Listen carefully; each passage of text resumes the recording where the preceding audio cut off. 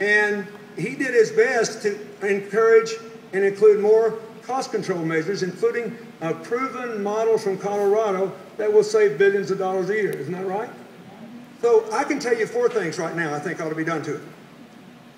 We can do better at controlling costs and improving quality, but the worst thing you could do is repeal it. Right. Yeah. And I want to explain why. I want to explain why they're for repeal, not reform. First, follow the money. Yeah. We spend 17.2% of our income on health care. No other rich country spends more than 10.5%. Canada. France and Germany are generally thought to have the best systems. They spend 10% of income. We insure 84%. They insure 100%. They have strict budgets, but not particularly long waiting lines in Germany and Canada, and businesses are involved, and it's fine. That's what we do. Every rich country has a higher life expectancy and a lower infant mortality rate than we do. Where is the money? You know how much the difference in 17% of our income and 10.5% is? $1 trillion a year. You know why the airways are full of disinformation about health care? The people with $1 trillion want to hold on to it. Right. It is. You want to know one reason nobody in America could get a pay raise in the last decade? Because we doubled the price of health care after inflation. That's right. And a lot of employers who desperately wanted to pay their employees more didn't have the money. Now, the reason they want to beat Senator Bennett and repeal health care is there's a little line in that bill that says from now on, 85 cents of every dollar you pay in health care premiums goes to your health care, not to profits or promotion. That's what they want to get rid of.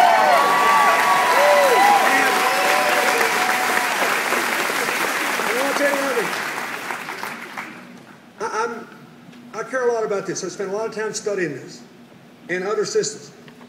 These are all facts I'm giving. Now, I bet he's getting static everywhere he goes in Colorado because insurance companies are raising premiums this year and saying, I hate to raise your premium, but Obamacare made me do it. Right? Know what you're saying? Okay, let's look at last year when there was no Obamacare.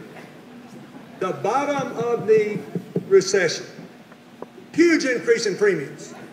Last year they said, I'm so sorry, but there's so many of you to insure and you get so sick and you spend so much money, I have to raise the premiums.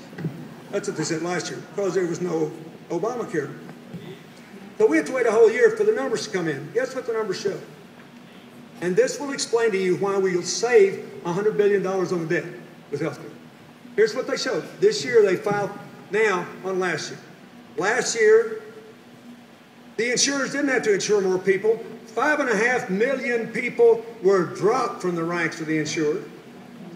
3 million of them went on Medicaid, which raised the deficit of the state of Colorado and the federal government, which is why you'll save money when we stop this. But their profits in the middle of the worst recession, when people were worried about holding on to their homes and their jobs and their businesses, their insurance company profits went up 26%. If you want to put a stop to that, you better vote for Michael Bennett. You don't have any other choice. Follow the money.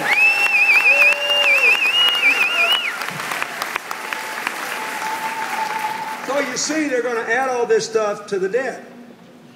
The Concord Coalition, a legitimate conservative group who cares about the deficit, says that their budget is a hoax. The Congressional Budget Office says if you only take the cuts they specified, they're going to add more than $3 trillion to the debt in the next 10 years, these conservatives. If you believe them that they can cut $100 billion right off the top over everything that is not defense and veterans and Medicare, they do want to spend lots more on Medicare because they're going to privatize it and give it to the health insurance company. That's what they want to do. If you believe they'll cut $100 billion on everything else, that's when you get to 25 to 50% cut in education. There isn't that much of everything else. Everything else would include 25 to 50% cut in air traffic control. Would you volunteer the Denver airport to be America's first unsafe airport? Everything else is clean air enforcement. Will you volunteer Denver to be the city that wants its children to get asthma first? Look, I'm not kidding. I couldn't make this up. This is what they're proposing.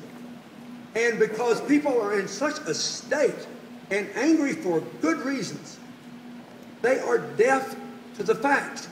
You have 2 weeks to change that. Now, let me tell you something. I do not mind people being mad. People have a legitimate right to be mad. They were ripped off, and a lot of the people that made a killing are still doing all right. I don't mind them being mad. But I have lived long enough to know that even if you forget about politics, anytime you make an important decision when you're angry and full of anxiety, there's about an 80% chance you will make a mistake. So what you have 2 weeks to do is to tell people to take their anger and use it to clarify, not cloud their judgment. If you want jobs, you have to vote for Michael Bennett. If you want them financed, you have to vote for Michael Bennett. If you want people educated and trained to do